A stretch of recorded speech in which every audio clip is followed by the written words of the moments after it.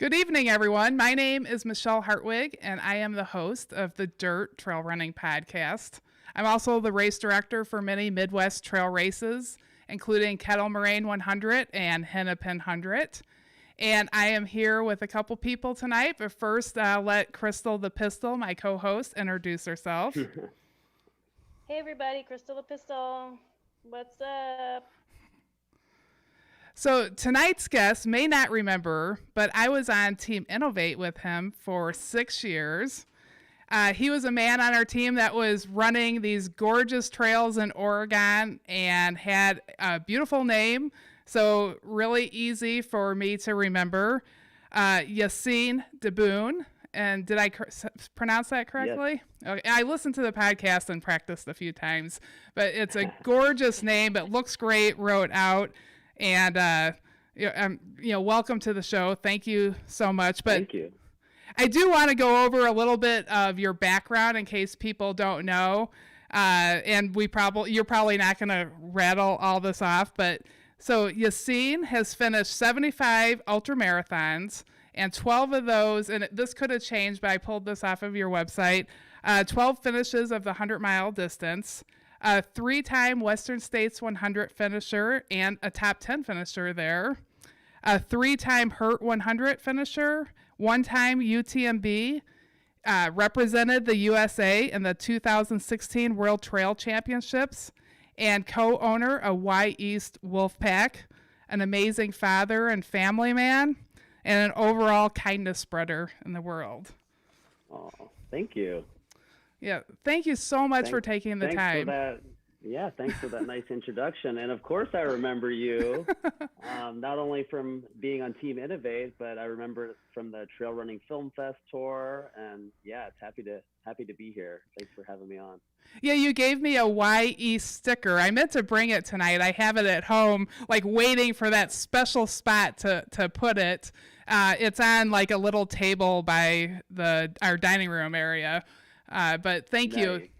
You were just as nice when I met you as I looked from afar. Like, I actually was a little nervous to meet you. I'm like, oh, he is like so, so talented, and just, it was, you can be nerve wracking. Oh yeah. I'm just another trail running dude, just another guy on the trail, and I felt like that too the first time I moved to the Pacific Northwest and I met Scott Jurek, and I was just like, oh my God, there's Scott Jurek. And I was like starstruck, and I was all like tensed up like when I was near him, and then we've run together, and then we just realized, oh, he's just another dude, like just like us, part of our tribe, right? Yeah, and it was easy. You oozed that at the Trail Running Film Festival. Like, we were friends by the end, and you guys do a great job at that Trail Running Film Festival. It was wonderful. I sure missed it this year. I didn't get to watch it virtually. I've been putting on some virtual races, which are a lot of work. Yeah. Well, yeah, right. Exactly. You would think they're not as much as the in-person stuff, but yeah, it can be a lot of data and stuff like that. Yeah. But yeah, awesome. So tonight there's a few things that we wanted to talk about. You've been a leader in talking about eliminating racism in our sport of trail running and being a more inclusive group. You wrote a beautiful article in Trail Runner magazine that I recommend everyone go and read.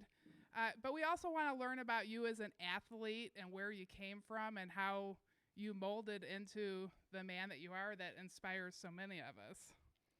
So let's start from, we can start, if you don't mind, can we start a little bit from the beginning? Totally. I would say, so I grew up, my father's from Morocco, Northwest Africa. And he moved here in the mid-70s. The short story is, first blonde that he met in college, out came me in the late 70s. And I grew up on the East Coast in Pennsylvania, in a city. And when I was pretty young, Crystal, are you from Pennsylvania too? I sure am. Woo-hoo. Oh, really? What part? I'm from a really small town north of Pittsburgh. It's called Ridgeway, Pennsylvania. No. I just got goosebumps. You're from Ridgeway?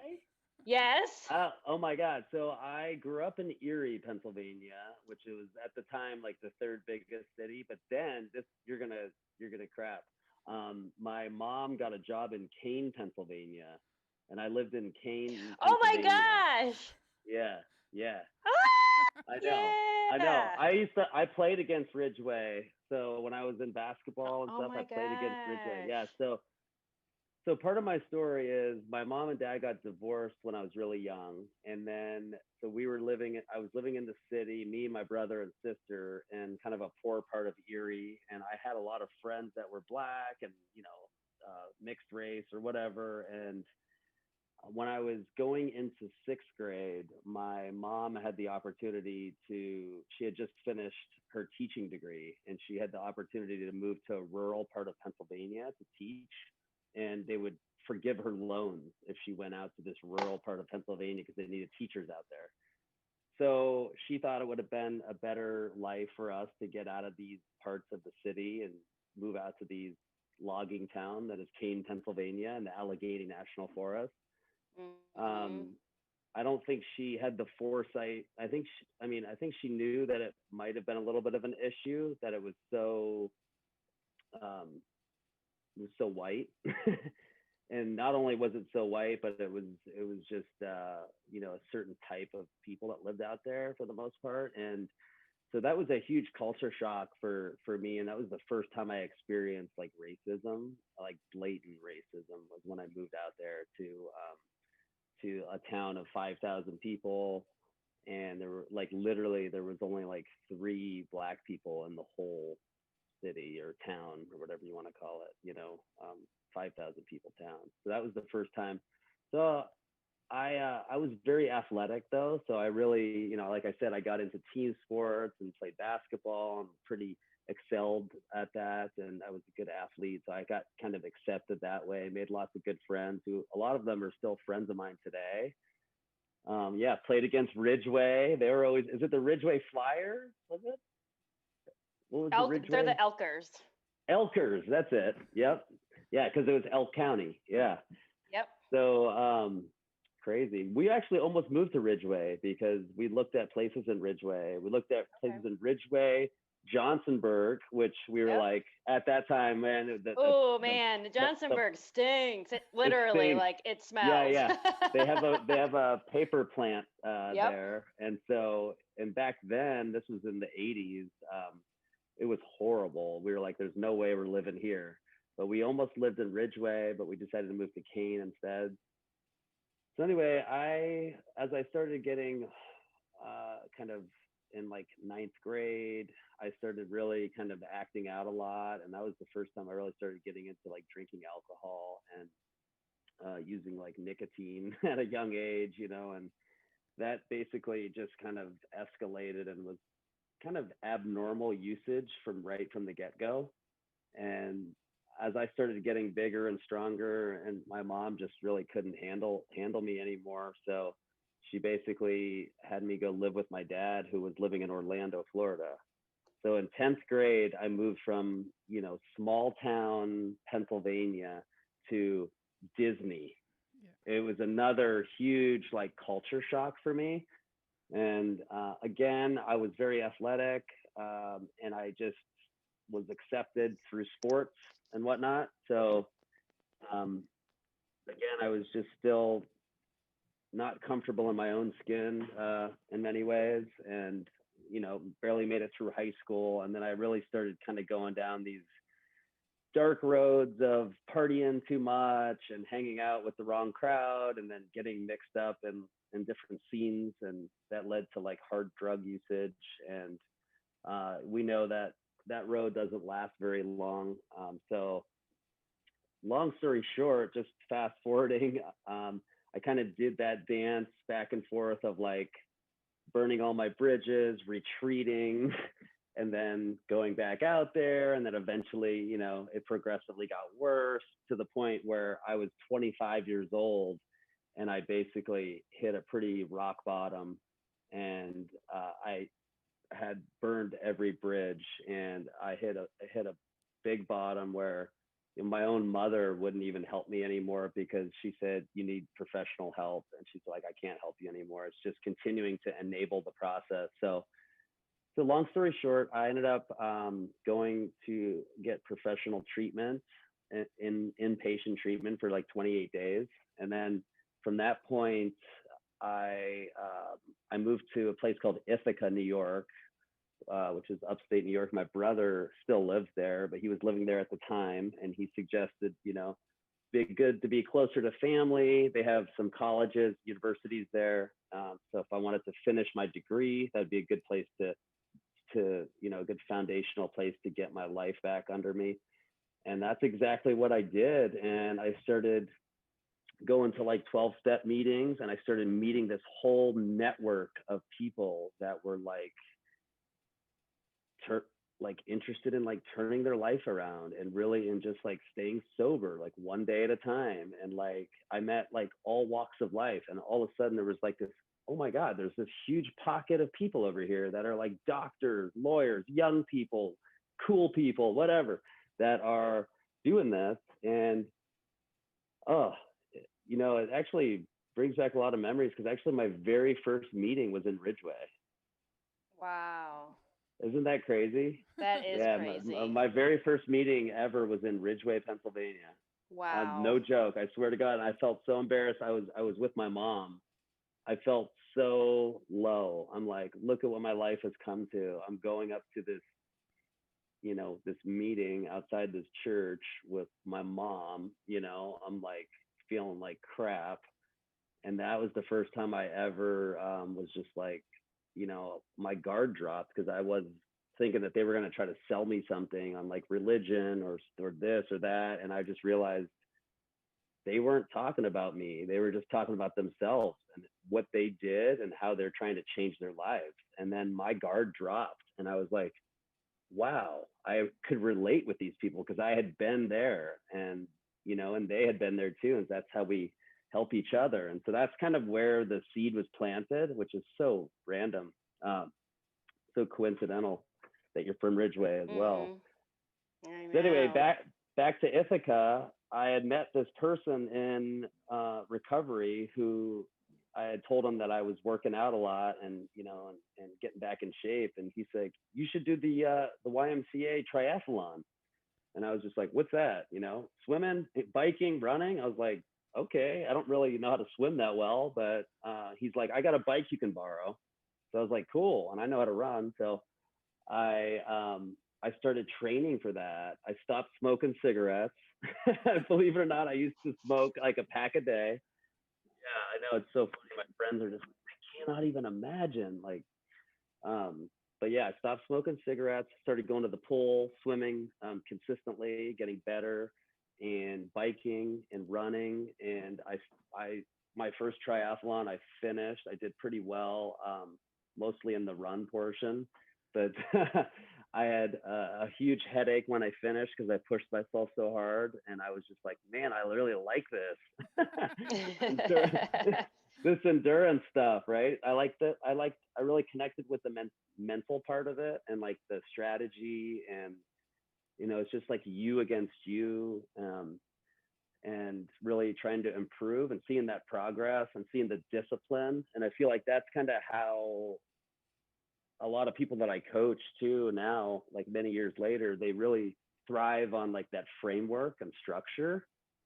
And I felt like for me, that's what really works well. Like if I have like a training plan and like a structure and a framework that I'm working towards something, if I don't have that, I feel like I'm just kind of out in the lake on a boat with no oars, and I'm just kind of like rudderless, right?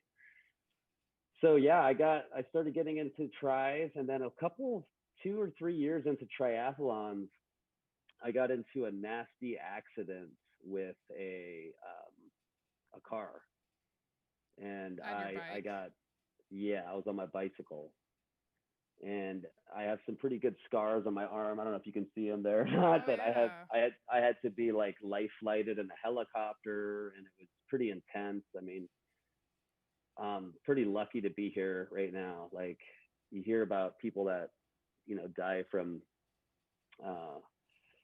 bike accidents and whatnot, but it was really scary. But I got back into it after I recovered, and I kind of proved to myself that I wasn't afraid anymore. And I did a couple triathlons after I recovered from the surgeries and whatnot. But I also simultaneously was introduced to trail running from a friend of mine. And at that time, I was kind of like turned off by all the traffic. And I was like, whoa, trail running, this is super cool. This is more difficult though. I'm like, these GPS watches must not be right. We're not running that slow. You're like, 'Cause that's I was 2 so minutes used a mile slower than I normally run. Yeah. These things are junk. This Garmin, yeah. So, but I really found something in trail running. Like, I just felt, and this was probably in like 2006, and I just felt like I really connected with something here, and like I felt like the same goosebumps I just got when Crystal told me that she was from Ridgeway. I got those goosebumps when I was running on the trail sometimes. And you get that from road running too, but I just felt like really like it was a more spiritual practice too, like more primal. Like I felt like more connected to, like, I always think of things as like ancient humans. It's only been like pretty recent that we've had everything so super easy, but I feel like when you're out running in the trails and the mountains, it's almost like you can connect with your like your inner like caveman or something in some regards. It's that there's something like deeply embedded in our genome, I think, that when we run in the forest and in the trails and the mountains and stuff. So one thing led to another, and it was 10-mile trail races, and then it was 25K, and then it was there's a 50K, and this was after doing several years, a couple years of road marathons and stuff like that, doing like the Boston Marathon a couple times and some of the big city marathons, New York City. And I was like, I think and I also, that was when Born to Run came out.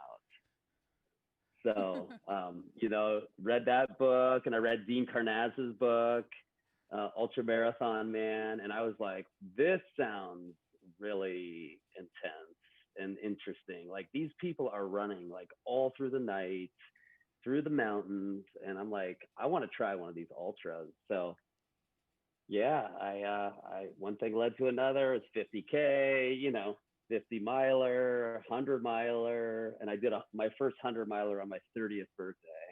And what was your first 100 miler? It was on the East Coast, and it was called Virgil Crest 100. I have done I don't the think 50K they actually have. there. Oh, you have? Yeah. Oh, no way. Yeah. Right on. Yeah, they used to have 100. I don't think they have it anymore, but Ian Golden is a close friend of mine, and Ian was the one who really got me into trail running and ultra running. So I blame Ian. Yeah. Yeah, that was an intense course. Like, I remember going up like the ski hill like forever. I think it was a ski. I think that it was a ski hill anyhow. Yeah, it starts on the Virgil Mountain Ski Resort. It's just Yeah. like perfect. Let's just start off like going up a ski resort. Sounds about right. So yeah, so I got into ultras through Ian and through the Ithaca scene, and one thing led to another, and I was off to the races, and literally and figuratively. And then my wife got a job offer in Portland, Oregon. And I'll just give you a hard time, Michelle. It's not Oregon. We didn't go anywhere. It's Oregon. Okay, Oregon. Yeah, Oregon. There we go. I haven't visited there yet, so nobody's like corrected my grammar. So That's now all when right. I go, I'll be ready. Oregon. Totally. Yep.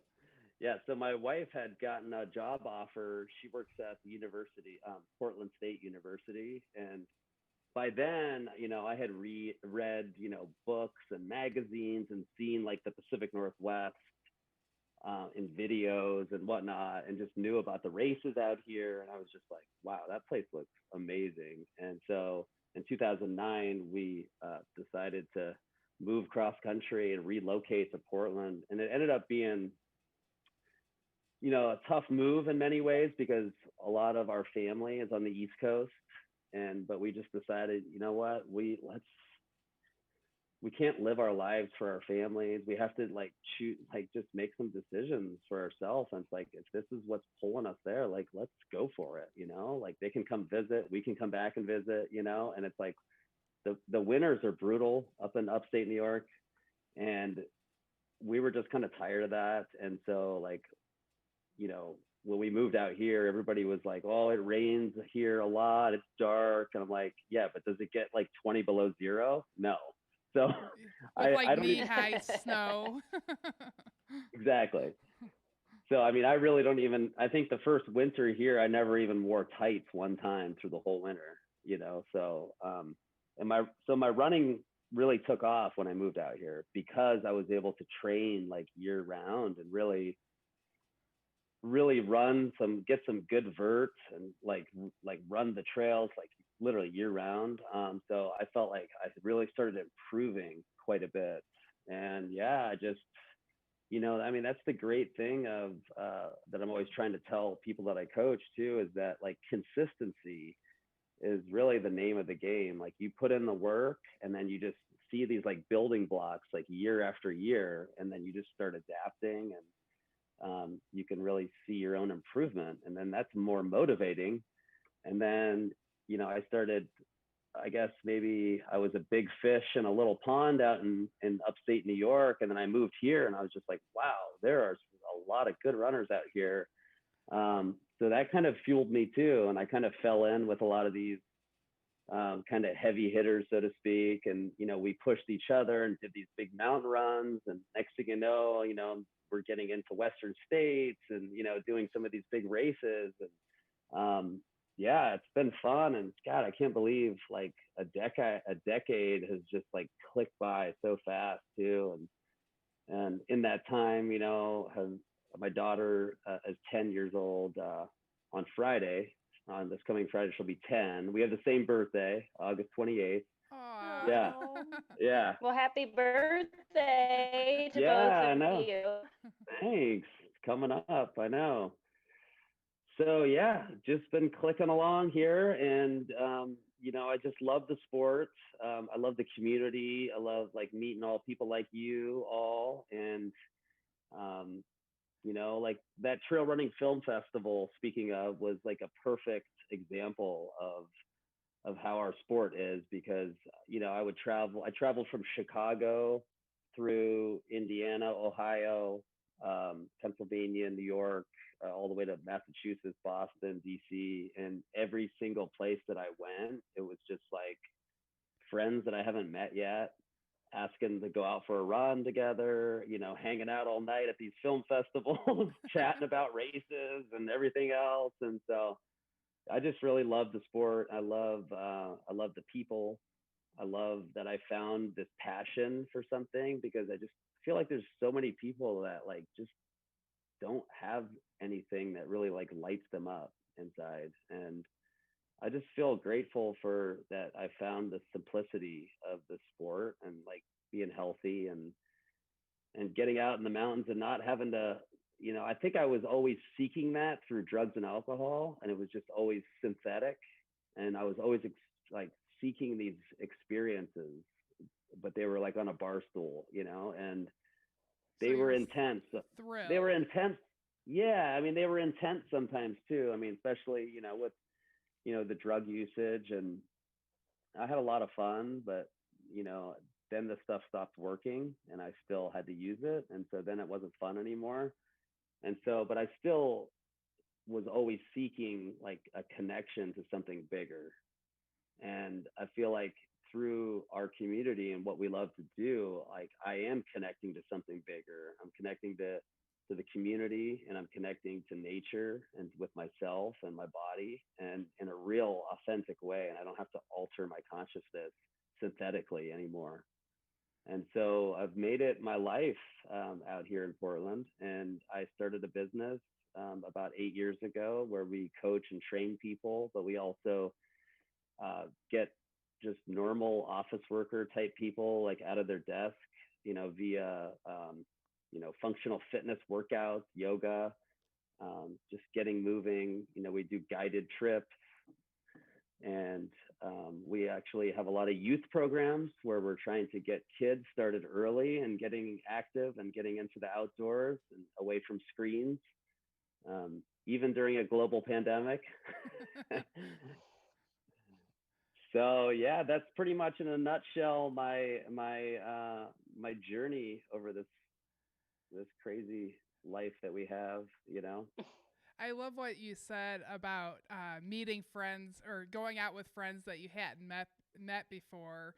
And I do think the trail running community is so small, even though it's growing, and it's really easy to connect with other people. I also was looking Totally. at your website, and it was very easy to see that you are so welcoming to people of all sizes, of all races.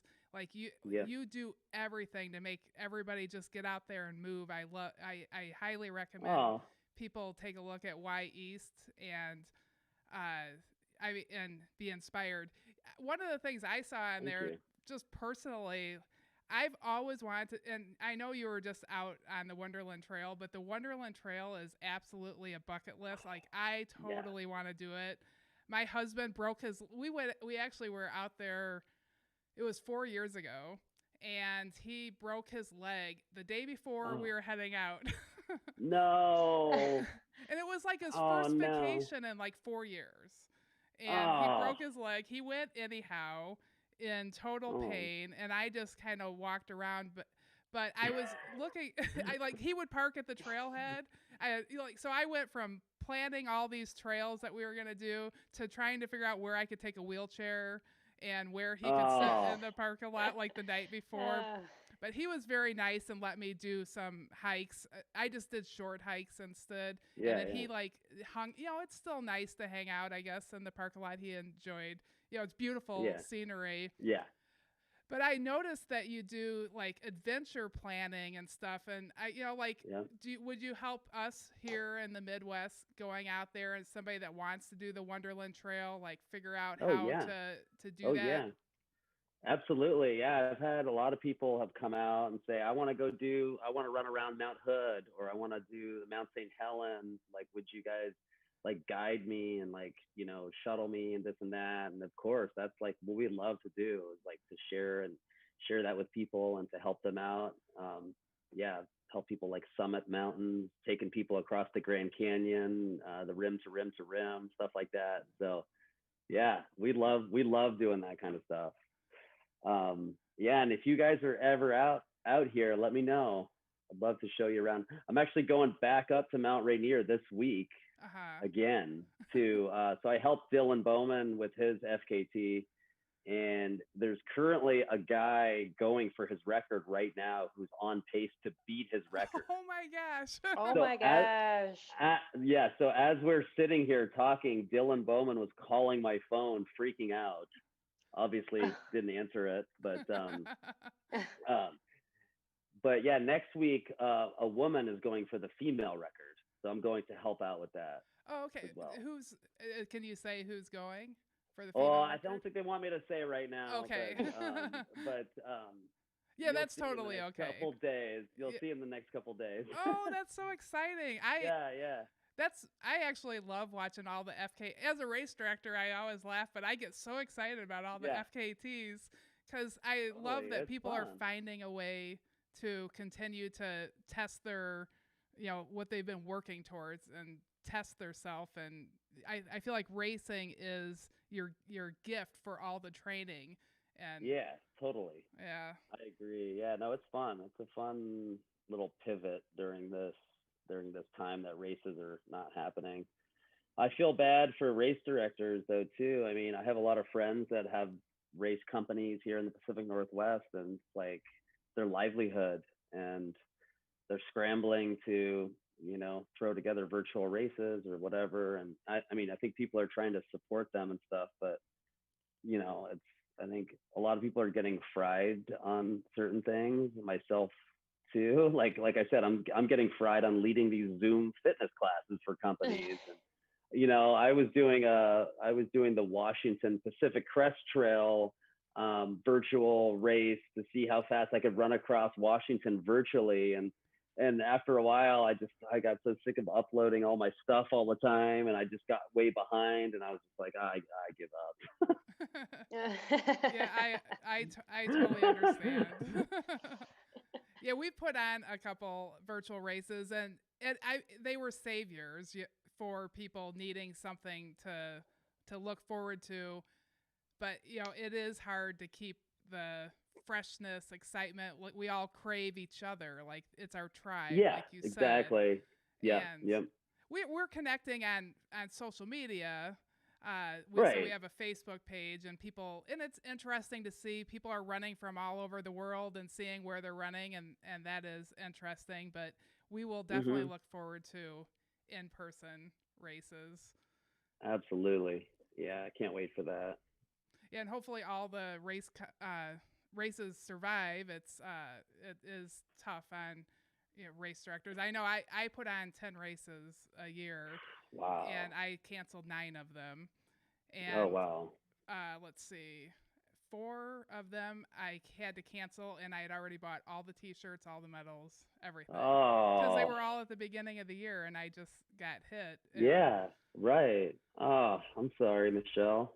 But the community has been really, really great. They supported our virtual runs.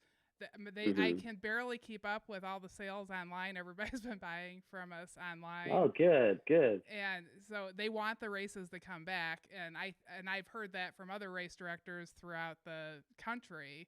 Is the community wants the races to come back, and they understand that we need we're able to they're helping us be able to survive.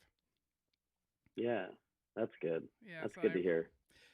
Well, and you actually inspired me when we were at Trail Running Film Festival. It was something I had been thinking about for a while as a race director, but you brought it up, and I think that you lit a fire underneath of me. You said that there's a Western States 100, there's an Eastern States 100, but there's not a Midwest States 100. Well, next year there is.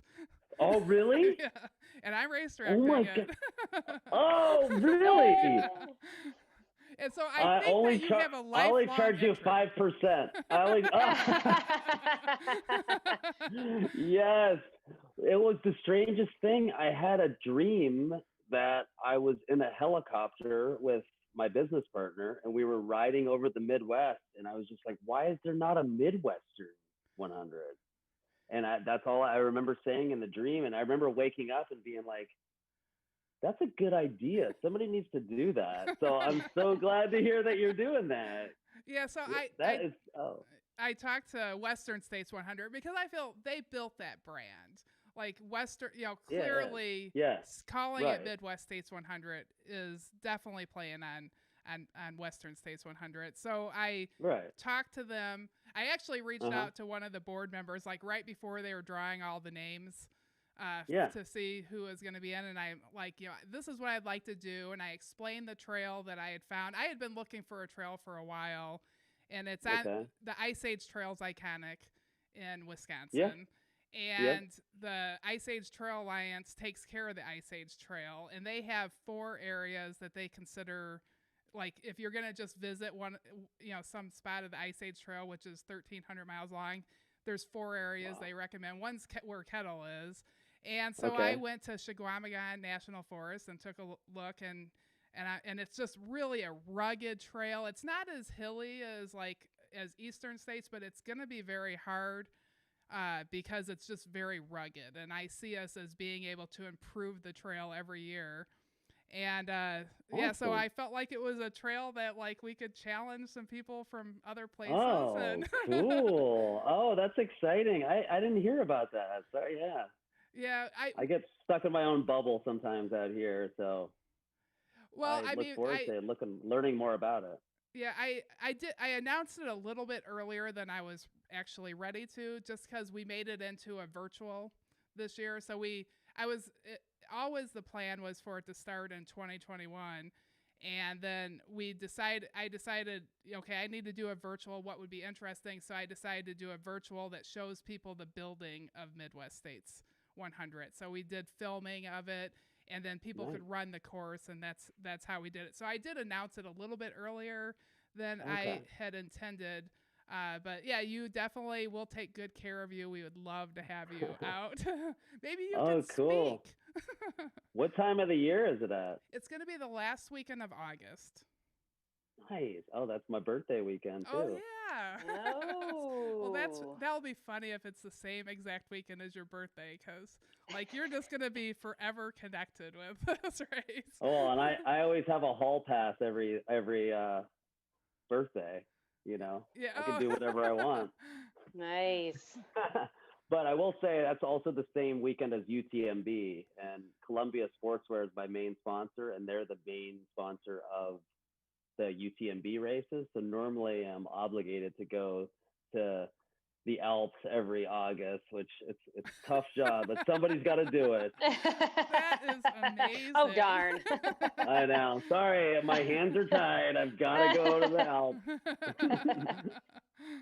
That's awesome. But congratulations for getting that going. Well, thank That's you. awesome. I look forward to seeing how it goes. Yeah, it'll be fun. I'm excited about it. I'm excited about helping that, like a big part of what we do is we like to help trails be better because they all need work Yeah. around here.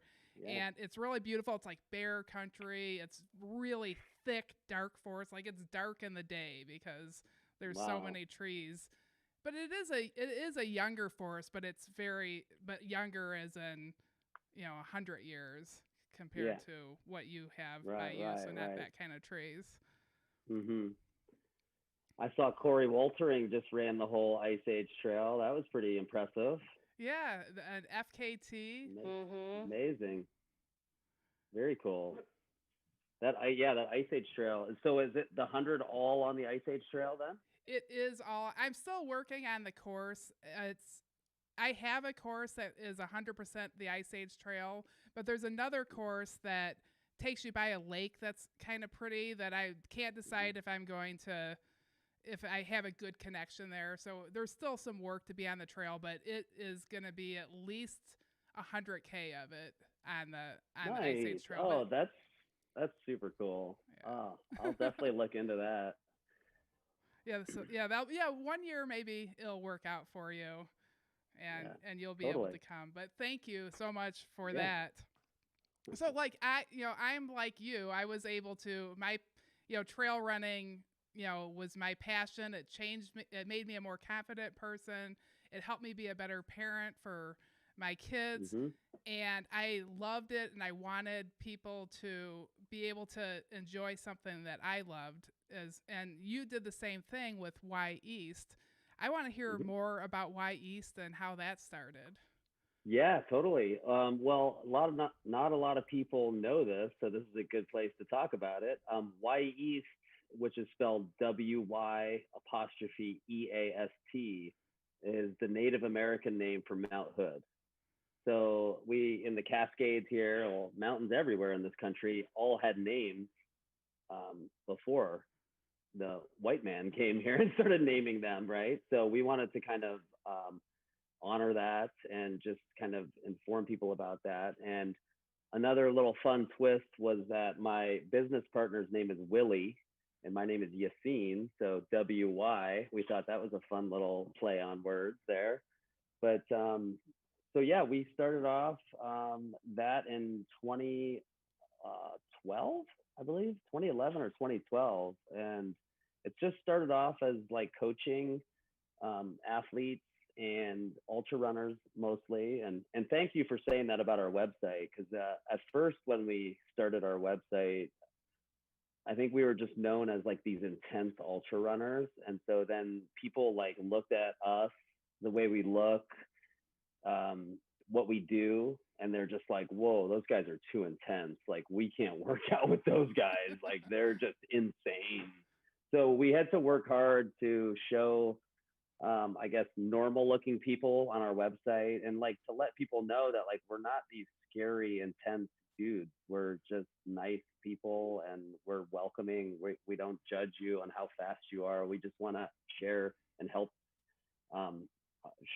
share our expertise, I guess. And you know, when we got into like the corporate wellness, that was a huge turn for us because we didn't never plan that. We had a runner friend who worked in this office, and she's like, hey, I see that you guys do like these boot camp classes, and like, would you guys ever consider like coming into our office and like leading classes? We have a gym and everything. And then like we got that going, and then all of a sudden like a light bulb went off, and we're just like, ooh, there's all these offices here, and like we have all these friends that work in these offices. And then Portland's like the perfect size city for that. And there's like a lot of companies here that really value that type of like work-life balance, where like the companies will pay for us to come in and provide these services on site. And it's a win-win for everybody. Like the company's happy. It's like, you know, they have money set aside for this. So we get paid a flat rate, and then the employees are happy because they get to do it for free. And you know, it's just a win-win-win for everybody. And so it's just a big part of our philosophy is just like getting back to that, like we talked about earlier, right? That ancient human kind of mentality of like, you know, we're made to move our bodies and fresh air as much as possible, and pushing past like the mental training is really as much as important as the physical training. I think so many runners and people in general just focus on the physical all the time. And we're a big part of our philosophy is really connecting with our emotional health, our mental health, spiritual health, because it's all tied into one. And, you know, you can do the physical stuff till you're blue in the face, but like, you know, when you're out on a 100-miler, you know, I don't care how many, you know, how many hill repeats you did, or, you know, how many miles you ran in a week. It really comes down to your emotional and mental strength as well. And so we really touch on that with all the people that we work with too, because I feel like it's really important now too, because as ultra runners, I feel like we're probably the best equipped people for this time period that we're going through right now, in order to get through these low spots, right? Because we know what it's like, you know, you just got to keep putting one foot in front of the other. Don't have a meltdown. Just Yeah, there's been some meltdowns. I've been too busy to have a meltdown. yeah. Don't have a meltdown. Just keep going. You know, when, like they say, when you're going through hell, just keep on going. So I feel like I feel grateful for like just being an endurance athlete in so many regards. So recently we've really been trying to work a lot with the youth programs. So this is our second year where we've had kids trail running and forest skills camp, ages 8 through 12. And it has been going really great. Like the kids love it. Where it's situated, it's close to all these different networks of trails. And just seeing these kids and really just introducing them to getting out in the forest as a regular part of their lives. Like I always tell them like, hey, I'm not trying to turn you into like an ultra marathoner. I'm just trying to let you know that like throughout your life, you need to get out into the wilderness on a regular basis. Just make it part of your life, like hiking, meditate, run, camp, whatever it is. But you need to get away from technology. Technology is great, but you need to like also counterbalance it with something that again is just deeply embedded in our genome as human beings. And since everything has kind of you know come to a head in terms of social justice, we've really been trying to encourage and really, you know, as we know, the trail running scene is there's a huge disparity. There's not a lot of racial or ethnic diversity in our sport. So I'm like, man, why is that? Like, why is there, just like when I moved to Kane, Pennsylvania, you know, like, why is there only 3 Black people in this whole town? Like, why is there only a small percentage of, you know, BIPOC in trail running? And so we're really trying to make it our mission to really change that in our little corner of our country. And so it's been really great because people have sponsored kids. So we've had several kids take the trail running camp through sponsored spots. we put a kid through tennis camp as well, and it's been really heartwarming to see and to introduce them to it. And yeah, I don't know. I guess check out our website if you're interested in more in that. We have ways to kick in money if you want to sponsor a spot, or what some people do is they just kick in like $50, and then once we get enough for a spot, we allow another spot to come in. And so yeah, it's been great. Just educating kids about forest skills. It sounds pretty simple, but it's amazing to me like how many people live so close to so many forests and they've never set foot in them. Well, that is wonderful things. It brought me a question to my head is, as a race director, I want to be inclusive. I want to be welcoming to everybody. That probably could be an hour long talk. Yeah, but totally. Like what, quickly, like what, I know you got a basketball game to watch. No worries. So I'm giving you enough time. We got about 17 minutes, but who's counting? Okay, yeah. So in under 17 minutes, give us some ideas, and people listening. I know a lot of people care. I read Trail Runner magazine and your article, and I also read the comments, and I was so sad to see that people questioned your very great article, and it just I didn't see the heart. Comments.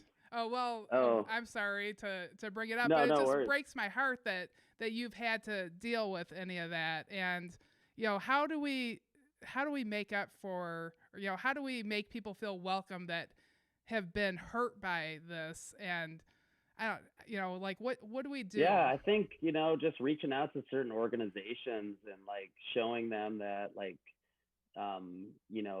you're welcome here, and like offering spots, or I think just doing more than taking the extra effort rather than just being like saying, oh yeah, you're welcome here, but actually like meeting with people, or like that's what we've had a tough time doing, because we're like sending out emails to people but nobody's getting back to us, and then there's like transportation issues, and then we're just like, we have to really get in there, really dig in and be like, no, like we'll come pick you up, let's do whatever we need to do, like we'll get you guys involved, it's going to be awesome, you're going to love it. And like I think people just don't see people like them doing it, so they're just like, oh, that's not for me, that's for those crazy white people, because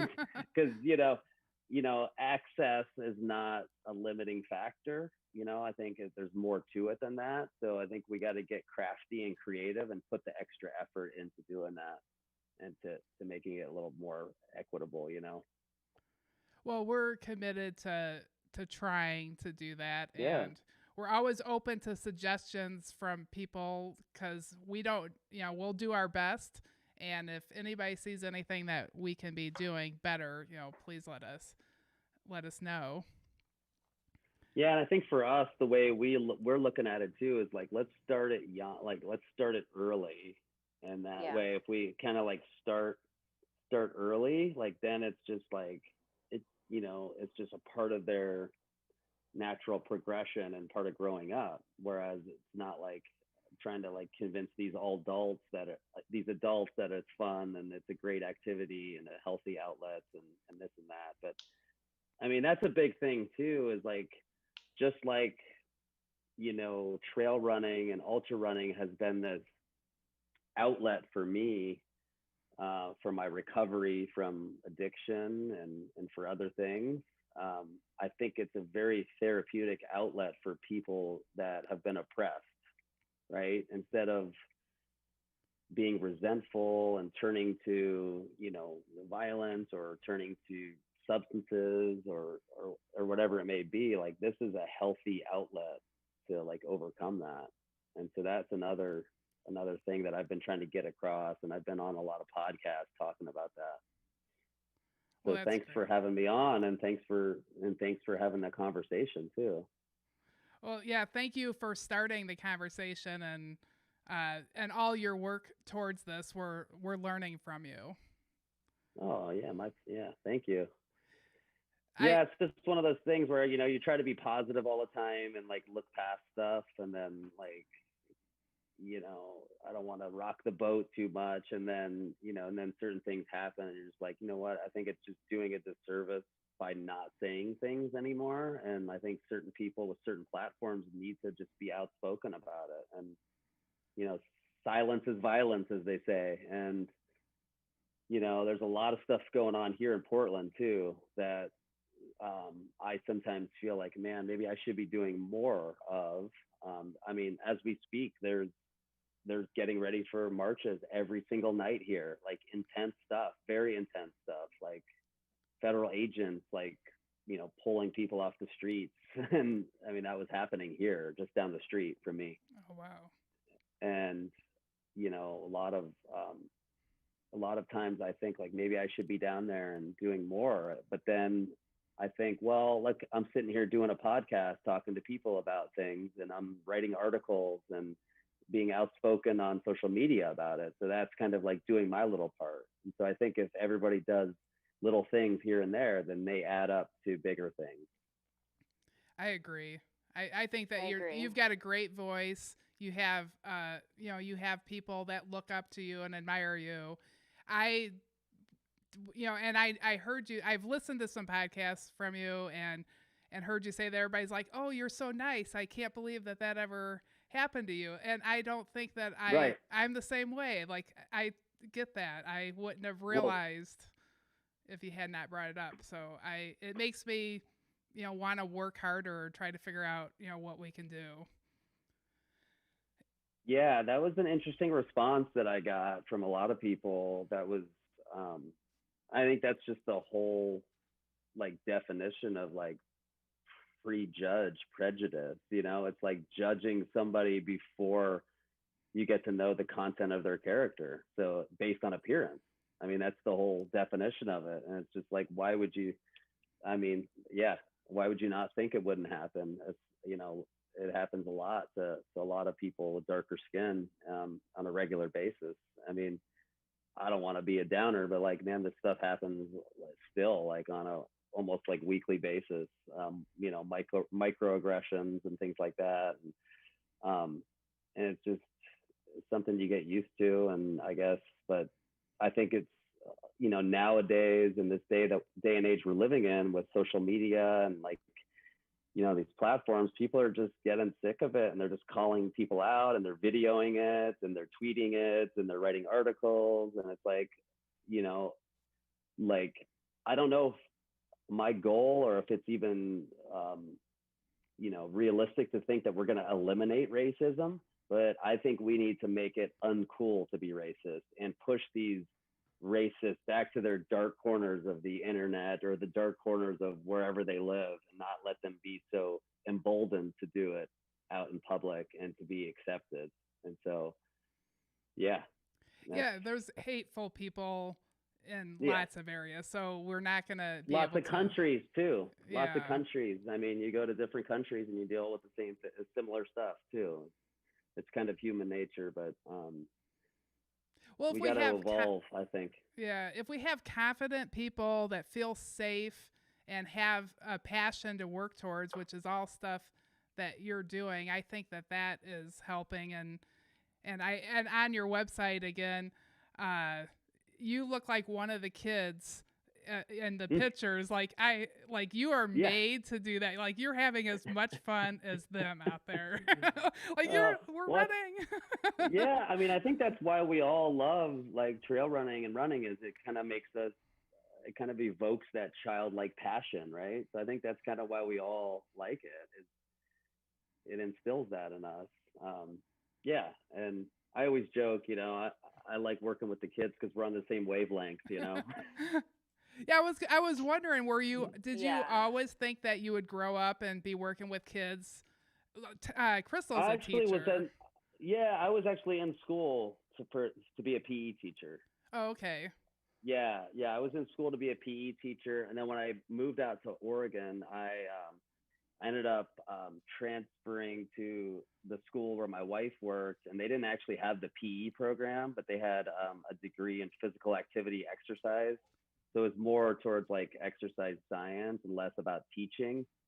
And so I ended up doing that And that was really very applicable too, because it was a lot of like exercise physiology and that sort of stuff. And then what I was going to do was go to get my master's in teaching to work with kids and in more of like a PE, health PE type setting. Yeah. And then my daughter was born, and then my running career was taking off. And then Willie had pitched this idea to me about starting this business. And I was just like, I got to make a choice here. Do I go for more schooling, or do I start this business and keep running?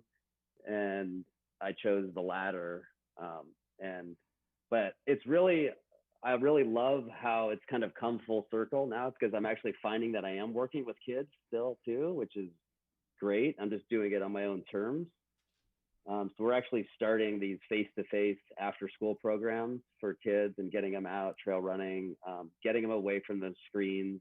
We're going to safely do it, because I don't know how it is in the Midwest, but here it's like people are very serious about the, like wearing the masks everywhere you go. And I heard like in the Midwest, some places they're just like not even doing it, but I don't know. Yeah, well, we're like a suburb of Chicago, so everybody's Okay, wearing a yeah. mask here. But when I'm up by the Midwest States course, nobody's wearing a mask. You look, Yeah. they're like, "Ooh, that's a dirty person from Chicago. They're wearing a mask."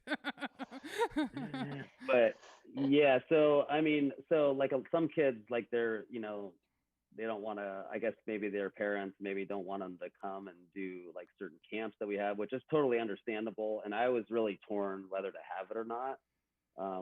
But I ended up having it, and we had given them all these buffs and stuff to take, to use. Like when we're in the single track, when you pass somebody, just pull it up real quick and then you can pull it back down. It's a weird time we're living in, but it's, the bottom line is we decided that kids, all people, but especially kids, need to have these face-to-face interactions and connections, and to move their body and get away from the screen. So we decided we're doing that.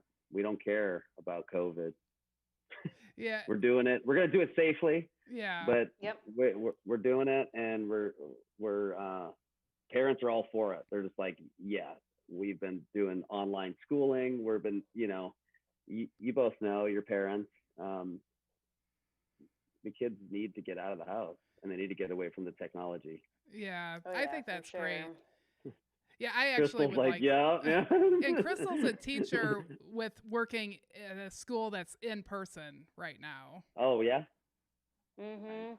Wow. Yeah, I work with How's that going? preschoolers. Oh, they're, you know what? Kids are more adaptable than adults are. The kids are That's true. fine, and the adults are like, "Oh, all these changes," and the kids are like, "We're so happy to be Yeah. in school." So Yeah. That's true. it's That is been one thing about different. children. Mhm. Yeah. Yeah, children are so resilient. adaptable. They Yeah. are resilient and they adapt. Yep, Mhm. absolutely. And I love that you are working with children and getting them out into the woods. I think it's so important. So important. It really is. My da- It's scary. It's yeah, very scary at times, though, too. Like when they're like sprinting down hills, I'm like, pace yourself, pace yourself. Like, I'm like, we got away with only like a couple like bloody knees and like a couple rolled ankles. Like it could have been so much worse. That's great. well, they're officially trail runners now. If they fell on the trail, they're in. Yep. Officially Exactly. in. Exactly.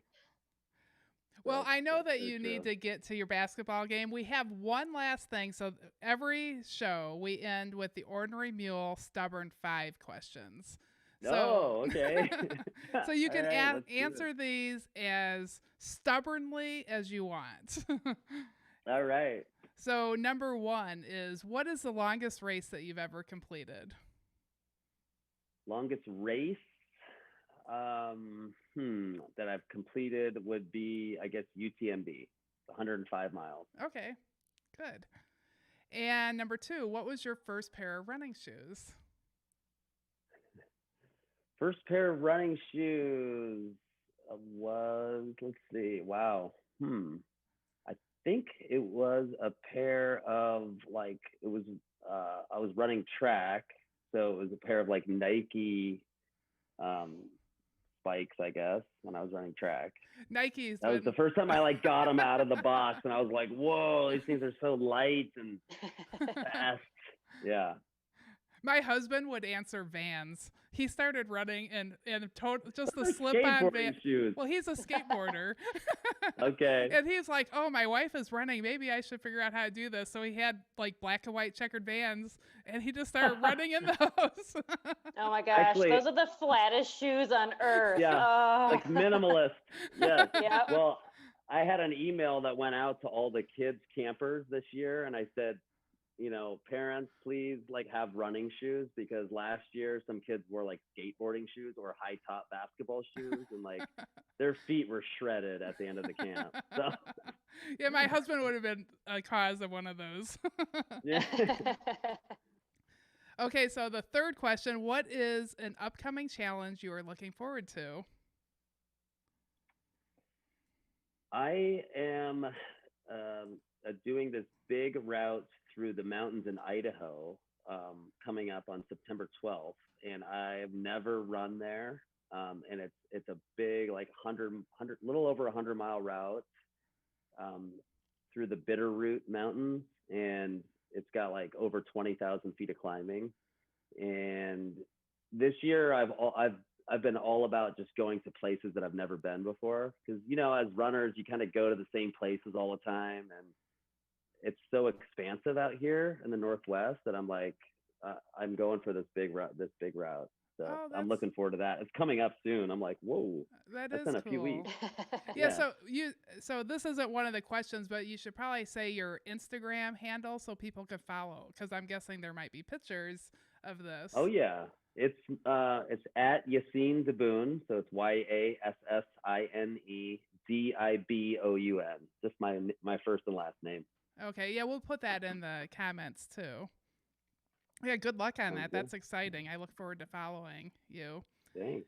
So number 4, who is the biggest influence in your life?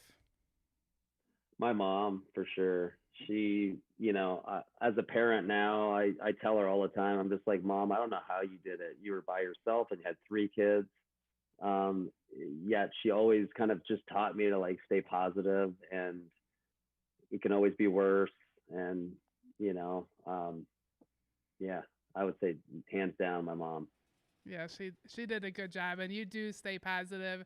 And one thing, a shout out to your mom on not helping you, and that helped you when you were talking earlier. Yes, she knew how exactly. to help you. Yeah, exactly. Yes. Because she wanted you to succeed. Absolutely. Yeah, Really that's good point. great.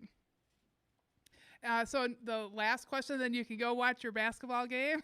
I think we're right on time. I'm watching the clock to make sure you get there. Number 5, a favorite treat for a job well done. Ooh, man, favorite treat for, you know, I am a sucker for these self-serve, like soft serve, what do you call them? Like ice cream places. Okay. Is love soft is that the serve question? ice cream. Oh yeah, I love Yeah, soft yeah. serve ice cream. My son and I were just talking about that. So you start off, you get like the cup, and then you get some soft serve, and then it has all the Oh toppings. yeah, all and the toppings. and then by the end, you start off, and then by the end, it's like $15 worth of stuff because you have to weigh it, you know. And it weighs like 3 pounds. Yeah. And you're like, they're oh, just it's a little like, bit of what is this. I always rationalize. I'm like, oh, you know, fruit and nuts, you know, it's healthy, right? And then, you know, and then you've got, just throw a few of these, you know, Snicker bars on top. And yeah, but it always goes down so easy after a long run too. And Oh yeah, you deserve it. Feel like you earned it, right? Yeah, I've seen your runs. You definitely have worked for it and earned it. Mhm. Right on. Well, yeah. Thank you so much. It was really absolutely. super fun, and we look forward to following your run in Idaho. What's the name of the trail again? It's in the Bitterroot Mountains. Bitterroot. Okay, I wanted to write that down. Yeah. So I can look For that sure. up. Yeah, and thank you so much for having me, and so nice to meet you. Crystal, I want to know how you got Crystal the Pistol. Oh, it's a childhood nickname. I was kind of a Okay, pain in the okay. ass, so. All right, gotcha. Well, I think we're on a special connection that you're from Ridgeway too. Like Yeah, for sure. That crazy. is Like wild. that's like a tiny like dot on the map, you know? It I really mean, is. But it's like right the Allegheny National for that was my playground, the National Forest. yeah, yeah, it's insane. Like, Mhm. what's your last name? I don't know. I wonder if I know. Well, my last name is Klebine. It's Klebine, but my Okay, mom actually grew up. My mom grew up in Ridgeway. I lived there for okay, a few years and then we moved, but my mom's last name is Caggiano, okay. Caggiano, and she grew up, went to high school there and everything. So, and Yeah. my grandpa still lives there. A bunch of my Wow, aunts still live there. So I go that's back a cool. couple times a year and visit That's family. so crazy. Wow, Mhm. that sounds like a Ridgeway name too, Cajano. Oh, Italian? Yeah. Yes. Yep. Totally. Well, thank you so much for having me on the show, and let me know if you guys are ever out here, and we'll stay connected. And if I'm ever coming through your ways as well, once these travel bans are lifted and whatnot. Um, but yeah, let me know. Yeah, thank you, Yes. Yassine. It was a Yes, real thank you so pleasure to much. talk to you more. And thank you. I need to give a shout out to Yes, Ryan Haywood. Thank yes. you Thanks, so much. Ryan. And then my son Royal over here. I should make him get on the camera, but he won't Royal. jump. Royal is my son. Yeah, Oh, that's a cool name. Right yeah, It is on. a cool name. yeah. He Thanks is. for helping out with the technical difficulties. Yeah, he's awesome. We wouldn't be able to do this without him. But yeah, so good luck to your basketball team, and Yeah, the Yeah. Go Blazers, go. beat Okay, LA, go Go beat Blazers. LA. Blazers! Yes. All Okay, right. thank Thanks. Have a you. good All night. All right. right, bye Thank you. bye. Have Bye. a good night. Bye. Oh, that was good.